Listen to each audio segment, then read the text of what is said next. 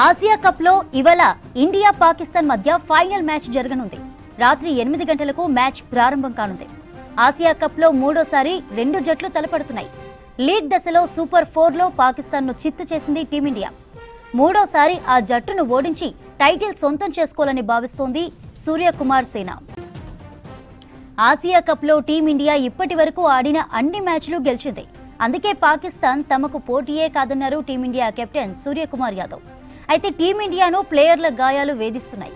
గత మ్యాచ్లో గాయాలతో ఇబ్బంది పడుతూ హార్దిక్, అభిషేక్ మధ్యలోనే గ్రౌండ్ వీడారు.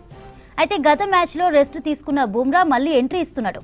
ఫైనల్లో పాకిస్తాన్ను చిత్తు చేసి టీమిండియా ఆసియా కప్ను సొంతం చేసుకోవాలని క్రికెట్ ఫ్యాన్స్ కోరుకుంటున్నారు. సాయంత్రం భారత్ పాక్ మ్యాచ్ కి సంబంధించిన డీటెయిల్స్ అందించడానికి అనిల్ లైవ్ లో అందుబాటులో ఉన్నారు. అనిల్, పిచ్ పరిస్థితి ఎలా ఉంది? మ్యాచ్ లో ఎవరు గెలిచే అవకాశాలు కనిపిస్తున్నాయి? చంద్రిక, ఆసియా కప్లో భాగంగా ఈరోజు రాత్రి 8 గంటలకు భారత్ వర్సెస్ పాకిస్తాన్ మధ్య హై వోల్టేజ్ మ్యాచ్ జరగనుంది. చిరకాల ప్రత్యర్థి అయినటువంటి పాకిస్తాన్తో ఆమీ తుమ్మి తేల్చుకోనుంది టీమిండియా. ఇక ఇప్పటికే జరిగినటువంటి ఆసియా కప్లో జరిగినటువంటి అన్ని మ్యాచ్ల్లో కూడా అటు యూఏతో అని, తర్వాత హాంకాంగ్తో, శ్రీలంకతో, పాకిస్తాన్ అట్లా అన్ని మ్యాచ్లతో ఈ ఆసియా కప్లో భాగంగా ఈ సీజన్లో ఇండియా అన్ని మ్యాచ్లు గెలిచి చాలా దూకుడుగా ఉంది. సో ఈ మూడోసారి ముచ్చటగా పాకిస్తాన్తో ఈరోజు అయితే తలపడనుంది. అయితే మనకి మొదటగా లీగ్ దశలో పాకిస్తాన్తో పోటీ పడినటువంటి టీమిండియా తర్వాత సూపర్ 4లో కూడా పాకిస్తాన్ని చిత్తుగా ఓడించింది. సో మళ్ళీ ఈరోజు ఎటకేలకు ఫైనల్స్కి రెండు జట్లు కూడా చేరుకున్నాయి. అయితే మరోవైపు పాకిస్తాన్కి సంబంధించినటువంటి పాకిస్తాన్ మరియు ఇండియాకి సంబంధించి గడిచిన ఈ 41 ఏళ్ల చరిత్రలో మొట్టమొదటిసారిగా ఆసియా కప్లో ఫైనల్లో తడపడుతున్నాయి ఈ రెండు జట్లు కూడా. ఇక పహల్గామ్ ఘటన జరిగిన తర్వాత, ఆపరేషన్ సింధూర్ జరిగిన తర్వాత మొదటి మ్యాచ్ ఆసియా కప్లో భాగంగా పాకిస్తాన్తో ఈ టీమిండియా తలపడింది. కాబట్టి ఇదొక మినీ వార్గానే ఈరోజు జరగబోయేటువంటి మ్యాచ్ మినీ వార్గా కూడా చూడొచ్చు అంటూ కూడా ఇప్పటికే సోషల్ మీడియాలో క్రికెట్ అభిమానులు కూడా పోస్టులు చేస్తున్నటువంటి పరిస్థితి. ఇది ఒక చిన్నపాటి యుద్ధం లాగా కూడా చూడొచ్చు అంటూ చెప్తున్నారు. అయితే ఇప్పటికే అన్ని మ్యాచ్లు అన్ని ఫార్మాట్లో కూడా గెలిచి ఊపిడి మీద ఉన్నటువంటి యంగ్స్టర్స్లో సూర్యకుమార్ యాదవ్ కూడా మనకి గతంలో ప్రెస్ కాన్ఫరెన్స్లో కూడా చెప్పాడు. సో అసలు పాకిస్తాన్తో మాకు అసలు మ్యాచ్ అంటే మాకు హై వోల్టేజ్ మ్యాచ్ అని మనం అంటున్నాం, కానీ పాకిస్తాన్తో మాకు అసలు టఫ్ ఫైటే కాదు, నార్మల్ మ్యాచే, అసలు వారికి మాకు పోటీ లేదంటూ కూడా సూర్యకుమార్ యాదవ్ మొదటి నుంచి కూడా చెప్పుకుంటూ వస్తున్నాడు. అయితే ఇందులో భాగంగా ఈ ఆసియా కప్లో భాగంగా మాత్రం ఈరోజు చాలా దూకుడుగా ఆడాల్సినటువంటి అవసరం కూడా ఉంటుంది. ఎందుకంటే గతంలో గత మ్యాచ్లో చూసాం, శ్రీలంక చాలా స్కోర్ చేసింది.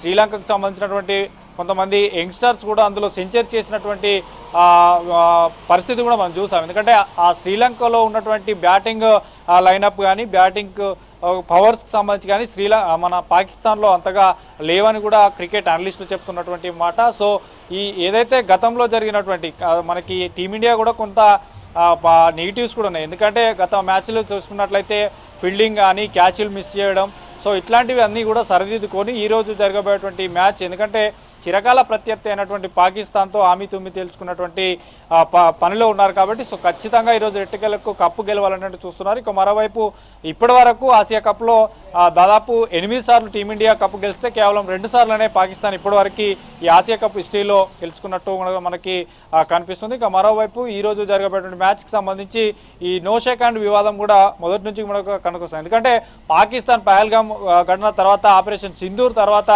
ఈ మ్యాచ్ ఏదైతే మొదట లీగ్ దశలో కూడా అభిమానులందరూ కూడా అసలు పాకిస్తాన్తో మ్యాచ్ ఆడకూడదు, బైకాట్ చేయాలంటూ కూడా మొదటి నుంచి చెప్పారు. కానీ ఐసీసీ కేవలం ఇది ఇంటర్నేషనల్ మ్యాచ్ ఆడాలి కాబట్టి అందుకు ఉద్దేశించి ఆడుతున్నామంటూ చెప్పారు. సో అందులో భాగంగానే లీగ్ దశలో ఆడారు, తర్వాత సూపర్ 4లో ఆడారు.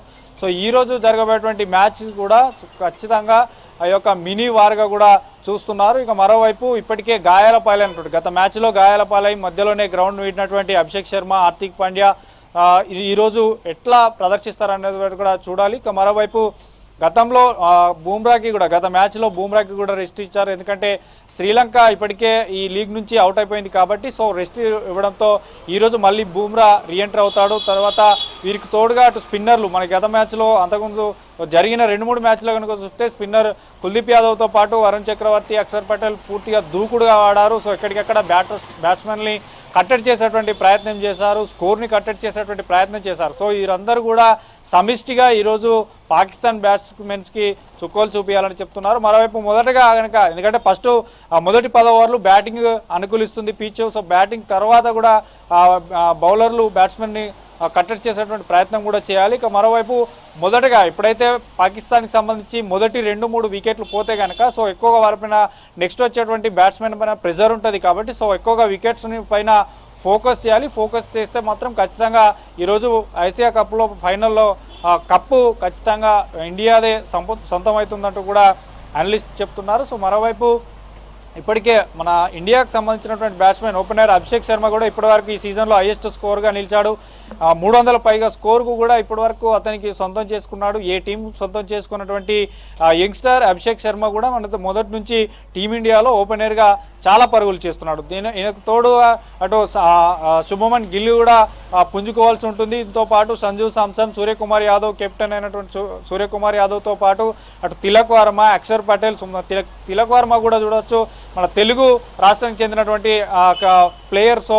అతను కూడా మనకు 49 రన్స్ కూడా చేసినటువంటి పరిస్థితి గత మ్యాచ్లో కూడా చూసాం. సో ఇట్లా వీరందరూ కూడా ఒక బ్యాటింగ్ లైనప్ సో వికెట్లు కాపాడుకుంటూ మంచి స్కోరు చేసి ఖచ్చితంగా ఈరోజు చిరకాల ప్రత్యర్థి అయినటువంటి పాకిస్తాన్ను చిత్తుగా ఓడించాలన్న ఒక పూర్తి ప్రాక్టీస్తో ఉన్నారు. సో మరోవైపు ఈ గెలుపునంతా కూడా మనకు మొదటగా ఈ యొక్క ఆసియా కప్కు సంబంధించి కూడా ఇది ఆపరేషన్ సింధూర్లో మరణించిన కుటుంబ సభ్యులకు అంకితం చేస్తున్నట్టు కూడా సూర్యకుమార్ యాదవ్ మొదటి మ్యాచ్లో కూడా తెలిపాడు. కాబట్టి సో ఈరోజు జరగబోయేటువంటి మ్యాచ్ ఈరోజు సెలవు దినం కావడంతో అన్ని మెట్రో నగరాలలో కూడా చాలా ఉత్కంఠగా ఎదురు చూస్తున్నటువంటి మ్యాచ్ ఈరోజు మొదటే వద్దనుకున్నటువంటి అభిమానులే ఈరోజు ఒక ఇది మినీ వారుగా చిన్నపాటి యుద్ధంలో ఆపరేషన్ సింధూర్ తర్వాత జరుగుతున్నటువంటి మ్యాచ్ కాబట్టి సో అట్లా చూస్తామంటూ కూడా చెప్తున్నారు. పూర్తిగా కూడా అటు ఇప్పటికే పాకిస్తాన్కి సంబంధించినటువంటి బ్యాట్స్మెన్ కూడా గత మ్యాచ్లో చూసాం మనకి వారు ఆఫ్ సెంచరీ చేసిన తర్వాత గన్నును ఫైర్ చేస్తున్నట్టు బ్యాట్ని ఇట్లా పెట్టి ఒక ప్లేయర్ చేయడం, మరో ప్లేయర్ ఇట్లా ఆ ప్లేన్ కింద పడిపోయినట్టు ఇట్లాంటివి కొన్ని గ్రౌండ్లో అక్కడ చేశారు. కాబట్టి సో దానిపైన కూడా ఇప్పటికే